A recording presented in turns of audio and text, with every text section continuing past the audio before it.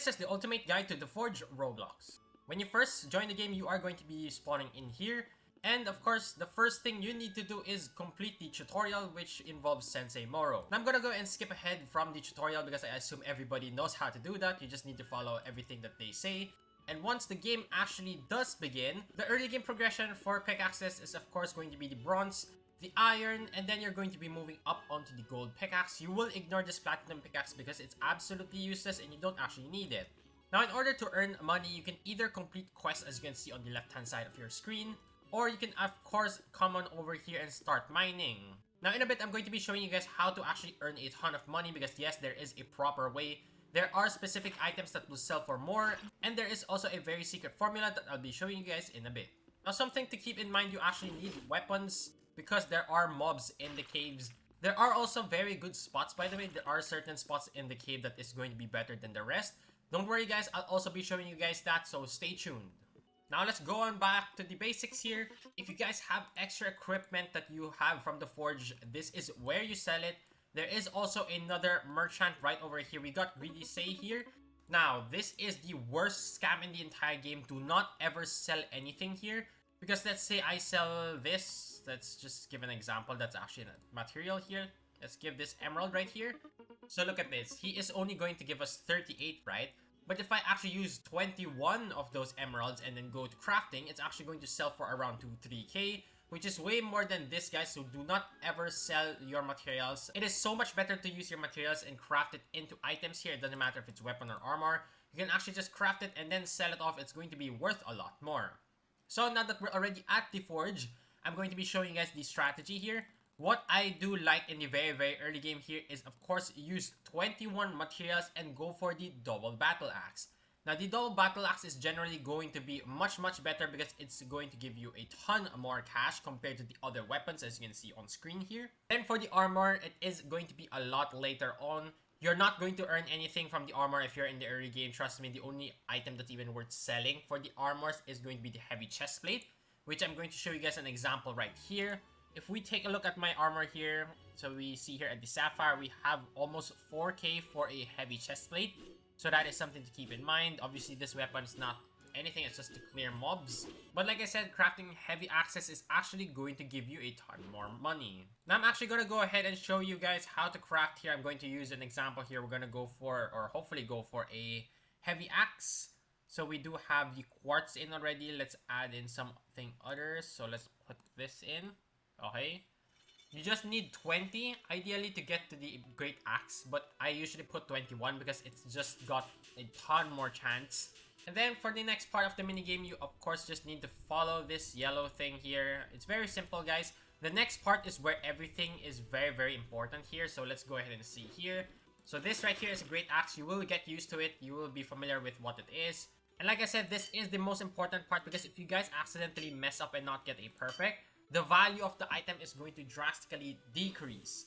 So as you can see there, I actually got all perfects here. So it's going to have a high chance of being a 100%. So it's not just a 97 perfect. But as you can see here, a double axe will sell for a 1.5k. It's even more than my weapon itself. So that is definitely the best way to earn some cash. Hopefully you guys did keep that in mind. Just to give a short recap. For weapons, Great Battle Axe is the best, and then for armor, Heavy Chest Plate, but again, like I said, early game, you do not need to craft the Heavy Chest Plates. Also, one thing I forgot to mention, as you can see on the multipliers here, of course, the higher the multiplier, the more cash you can actually sell the item for. So that is something to keep in mind. So for example, here, let's use this, it's 1.2, right? A topaz is 1.75, cobalt is 1, and then when you go to the legendary items, uranium is a 3, iron ore is a 4. So you can see all of these items have their own respective chances, and if you add, or if you combine them rather, it has a chance to go up or go down. So let's use this as an example, 2.43, and then if I add something garbage, it does go down. But of course, it's just important to hit that 21 for the early game so that you can craft the battle axe. So I've already explained you the very basics of this game. Next thing I need you guys to do is of course hit level 10. Now, if you hit level 10, you can go to world number 2, which is, in my opinion, where the game's fun actually begins. First thing I want you to do when you are in the world number 2 is take a left right here. So you're going to go to the back here. And then all you're going to need to do is walk over to this island over here. And as you can see right here, we are getting close. So you are going to see an NPC here. you are going to be greeted with this guy. So when you click him, I actually claimed the quest already. You only need to claim the level 30 or the one that requires 30 Banana Knight, and I actually have 30 of them right now. So here we go. As you can see, we do get 10,000 coins, and we also gain a ton of levels. So that's a very easy way to actually gain some fast cash, because you are of course going to be needing cash so that you can buy your first ever pickaxe, which is the Cobalt.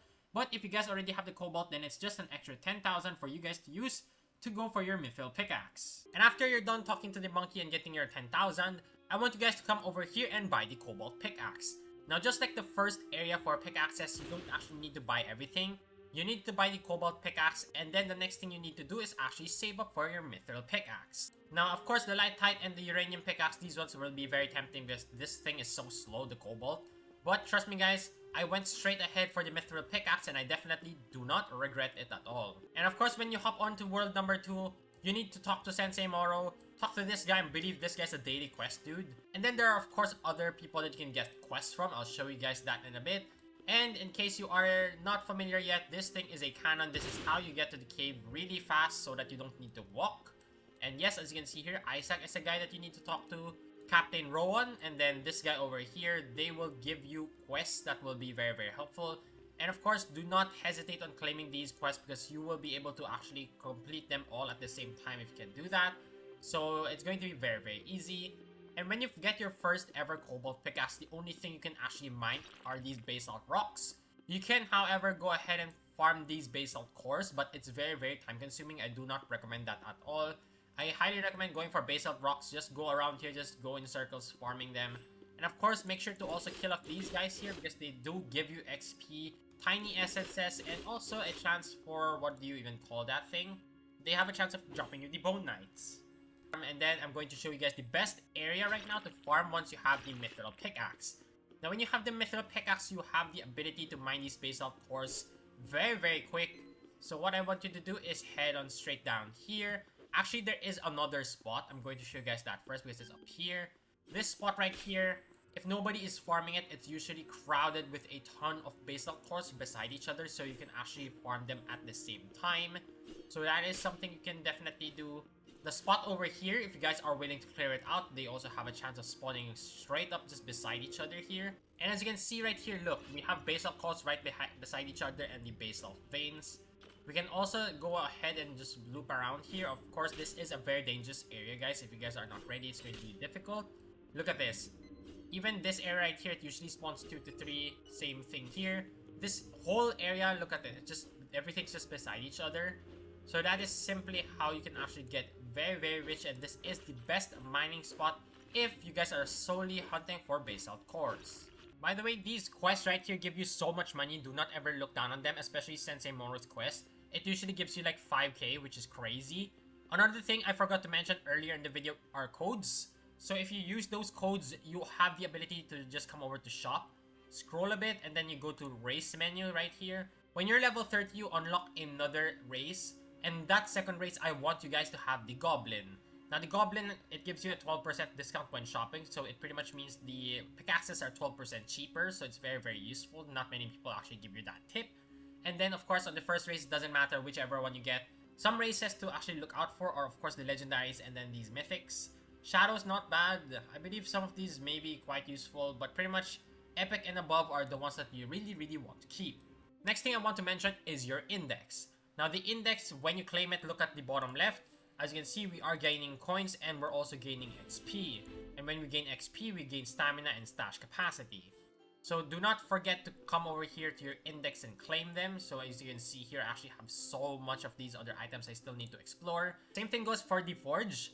Just make sure to claim everything. As you can see, we are gaining so much gold or cash rather, and also the XP. And then we have one last right here. We are up to 92k. We've gained like 20k 2 levels just from claiming the index. So as you can see, it's very important. Not many people actually remember to come over here and claim it. Then the next thing we have is of course going to be achievements. We can unlock them. So as you can see, just do the quest. And then what you can actually do is equip the skills right here. You can only equip one, so you can actually equip the miner. It's not that bad, so that you can just mine much faster. You can also have the XP boost, movement speed boost, luck boost. It's really up to you, and as you can see here, I am closing in on the 11-hour mark of my playtime. And then the ultimate best spot once you have the mithril pickaxe is of course here, because 2 basalt veins will spawn, and you can literally just AFK here the entire day. Well, not really, because you have the limit to your stash capacity here, but this is pretty much the best spot. As you can see, this guy is literally just AFKing here, because it is indeed the best spot. You can also come over here to the potion shop. You can buy luck potions, minor potions, damage potions, speed potions, and health potions. It's up to you if you guys want to buy them. And of course, just like world number 1, we have the Enhancer and the Rune Maker. I don't really recommend even caring about these two until you're quite late into the game, because you are going to be investing in garbage weapons and pickaxes if you guys do this quite early. There are also secret missions, also some other tips that I will be showing you guys in a future video, because this is only for the beginners here, guys. So this does wrap up the video. Hopefully you guys did learn the very basics of this game. Make sure you guys do leave a like and subscribe to the channel, and I will see you all in the next video.